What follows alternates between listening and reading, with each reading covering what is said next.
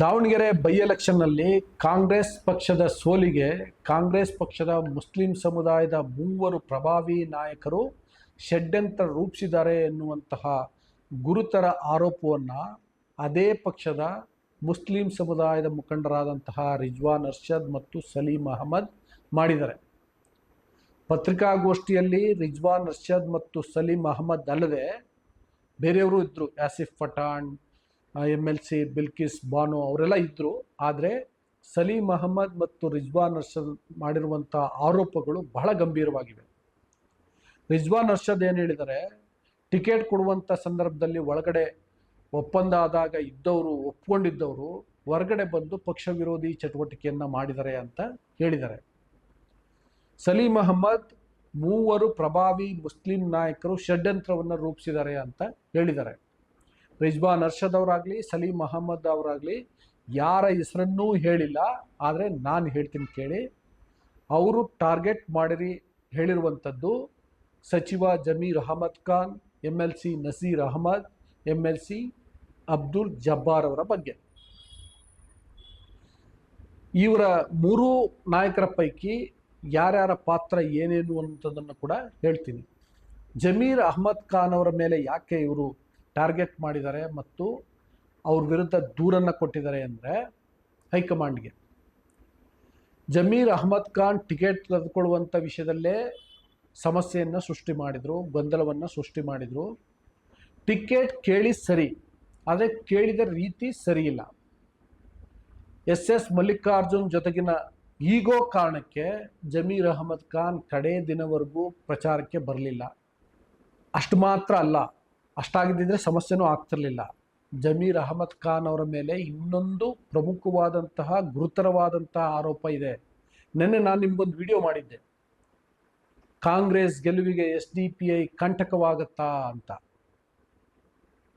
ನಾನು ಅವಾಗ ಇನ್ನೂ ಒಂದು ಮಾತು ಹೇಳಿದ್ದೆ, ನನಗೆ ಮಾಹಿತಿ ಗೊತ್ತು, ಆದರೆ ಅದು ದಾಖಲೆ ಇಲ್ಲದೆ ಇರೋ ಕಾರಣಕ್ಕೋಸ್ಕರ ಆ ಹೆಸರನ್ನು ಹೇಳಲ್ಲ ಅಂತ. ನಾನು ವಿಡಿಯೋ ಮಾಡಿದ್ಮೇಲೆ ಪ್ರೆಸ್ ಮೀಟನ್ನು ಮಾಡಿದರು ಕಾಂಗ್ರೆಸ್ ನಾಯಕರು. ಅವರು ಕೂಡ ಹೆಸರು ಹೇಳಿಲ್ಲ, ಬಟ್ ಅದು ಖಚಿತವಾದಂಥ ಮಾಹಿತಿ. ಅವರು ಹೇಳ್ತಿರೋದು ಜಮೀರ್ ಅಹಮದ್ ಖಾನ್ ಅವ್ರ ಬಗ್ಗೆ, ಮತ್ತು ನಾನು ನಿನ್ನೆ ಹೇಳಿದ್ದು ಕೂಡ ಜಮೀರ್ ಅಹಮದ್ ಖಾನ್ ಅವರ ಬಗ್ಗೆ.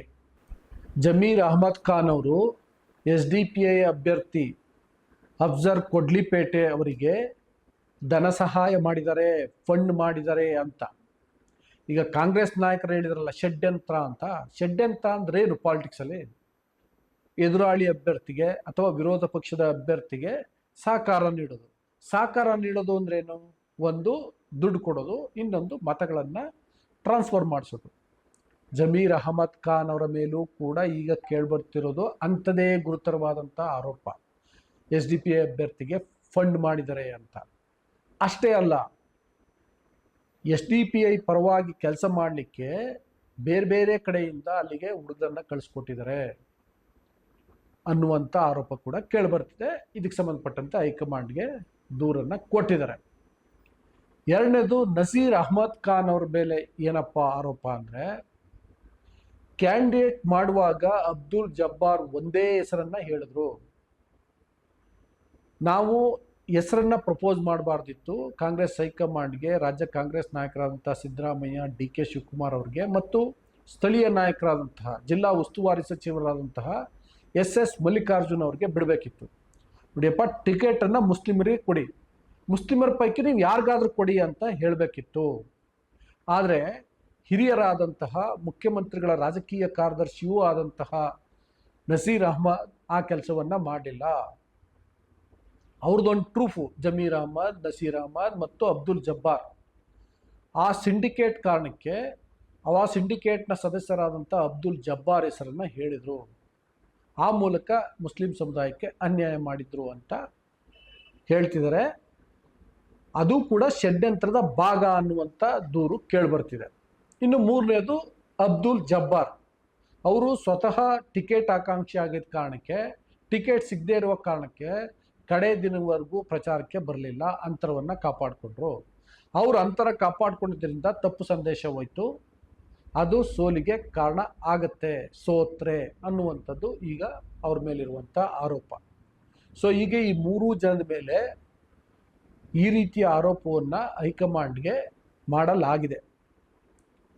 ನೆಕ್ಸ್ಟು ಇದೊಂದೇ ಕಾರಣಕ್ಕಲ್ಲ ಈ ರಿಜ್ವಾನ್ ಅರ್ಷದ್ ಅವರಾಗಲಿ ಸಲೀಂ ಅಹಮದ್ ಅವರಾಗಲಿ ತಿರುಗಿ ಬಿದ್ದು ಅಧಿಕೃತವಾಗಿ ಪತ್ರಿಕಾಗೋಷ್ಠಿಯನ್ನು ಮಾಡಿ, ಅದು ಕಾಂಗ್ರೆಸ್ ಆಫೀಸ್ನಲ್ಲೇ ಪತ್ರಿಕಾಗೋಷ್ಠಿಯನ್ನು ಮಾಡಿ ಮಾಹಿತಿಯನ್ನು ನೀಡಲಿಕ್ಕೆ. ಏನಪ್ಪ ಅಂದರೆ ಈ ಸಿಂಡಿಕೇಟ್ ಇದೆಯಲ್ಲ, ಜಮೀರ್ ಅಹಮದ್ ಖಾನ್, ನಸೀರ್ ಅಹಮದ್ ಮತ್ತು ಅಬ್ದುಲ್ ಜಬ್ಬಾರ್, ಇವರು ಸೋಷಿಯಲ್ ಮೀಡಿಯಾ ಮುಖಾಂತರ ವಿತಿನ್ ದ ಕಮ್ಯುನಿಟಿ ಮುಸ್ಲಿಂ ಸಮುದಾಯದ ಒಳಗಡೆ ಒಂದು ಮಾಹಿತಿಯನ್ನು ಹರಿಬಿಟ್ರು. ಏನದು ಅಂದರೆ, ನಾವು ಸಮುದಾಯಕ್ಕೋಸ್ಕರ ಪಕ್ಷದ ವಿರೋಧವನ್ನು ಕಟ್ಕೊಂಡ್ವಿ, ಪಕ್ಷದ ವಿರುದ್ಧ ಹೋರಾಟವನ್ನು ಮಾಡಿದ್ವಿ. ಆದರೆ ಇದೇ ರಿಜ್ವಾನ್ ಅರ್ಷದ್ ಮತ್ತು ಸಲೀಂ ಅಹಮದ್ ಅವರು ಅಧಿಕಾರ ಪಡ್ಕೊಳ್ಳಿಕ್ಕೋಸ್ಕರ, ಅಂದರೆ ಅವ್ರ ಮುಂದೆ ಮಂತ್ರಿ ಆಗಲಿಕ್ಕೆ ಪ್ರಯತ್ನ ಪಡ್ತಿದ್ದಾರೆ ಅನ್ನೋ ಕಂಟೆಕ್ಸ್ಟಲ್ಲಿ ಅವರು ಸಮುದಾಯದ ವಿರೋಧಿಗಳು ಅಂತ ಬಿಂಬಿಸೋಕೆ ಪ್ರಯತ್ನವನ್ನು ಮಾಡಿದರು. ಇದರಿಂದ ರಿಜ್ವಾನ್ ಅರ್ಷದ್ ಮತ್ತು ಸಲೀಂ ಅಹಮದ್ ಹಾಗೂ ಇನ್ನಿತರರು ಅವರು ರೊಚ್ಚಿಗೆದ್ದಿದ್ದಾರೆ. ಹಾಗಿದ್ರೆ ನಾವು ಅಧಿಕೃತವಾಗಿ ಪತ್ರಿಕಾಗೋಷ್ಠಿಯನ್ನು ಮಾಡಿ ಇವರನ್ನು ಎಕ್ಸ್ಪೋಸ್ ಮಾಡಬೇಕು ಅನ್ನೋ ಕಾರಣಕ್ಕೋಸ್ಕರ, ಅವ್ರ ಹೆಸರು ಹೇಳಿಲ್ಲ, ಆದರೆ ಎಲ್ರಿಗೂ ಗೊತ್ತಾಗತ್ತೆ ನಾವು ಹಿಂಗೆ ಮಾಡಿದ್ರೆ ಅನ್ನೋ ಕಾರಣಕ್ಕೆ ಅಧಿಕೃತವಾಗಿ ಪತ್ರಿಕಾಗೋಷ್ಠಿಯನ್ನು ಮಾಡಿ ಮೂವರು ಪ್ರಭಾವಿ ನಾಯಕರು ಷಡ್ಯಂತ್ರವನ್ನು ರೂಪಿಸಿದ್ದಾರೆ ಅಂತ ಹೇಳಿದ್ದಾರೆ. ಇದು ನಡೆದಿರುವಂತಹ ಬೆಳವಣಿಗೆ. ಇದನ್ನು ಕಾಂಗ್ರೆಸ್ ಹೈಕಮಾಂಡ್ ಯಾವ ರೀತಿ ತೆಗೆದುಕೊಳ್ಳುತ್ತೋ, ಯಾಕೆಂದರೆ ದೂರ ಹೋಗಿದೆಯಲ್ಲ, ಮತ್ತು ಇದರಿಂದ ಚುನಾವಣೆ ಮೇಲೆ ಏನು ಪರಿಣಾಮ ಬೀರುತ್ತೋ ಗೊತ್ತಿಲ್ಲ. ಆದರೆ ಈ ಡೆವಲಪ್ಮೆಂಟ್ ಭಾಳ ಇಂಟ್ರೆಸ್ಟಿಂಗ್ ಅನ್ನಿಸ್ತು, ಅದಕ್ಕೋಸ್ಕರ ವಿಡಿಯೋವನ್ನು ಮಾಡಿದೆ. ನಿಮಗೆ ವಿಡಿಯೋ ಇಷ್ಟ ಆದರೆ ಹೋಗಿನಕೆರೆ ಡೈರಿಯನ್ನು ಸಬ್ಸ್ಕ್ರೈಬ್ ಮಾಡಿ, ಲೈಕ್ ಮಾಡಿ, ಶೇರ್ ಮಾಡಿ, ಬೆಲ್ ಬಟನನ್ನು ಪ್ರೆಸ್ ಮಾಡಿ, ಜೊತೆಗೆ ನಿಮ್ಮ ಅಭಿಪ್ರಾಯ ಏನು ಅನ್ನೋದನ್ನು ಕಮೆಂಟ್ ಬಾಕ್ಸಲ್ಲಿ ತಿಳಿಸಿ. Thank you.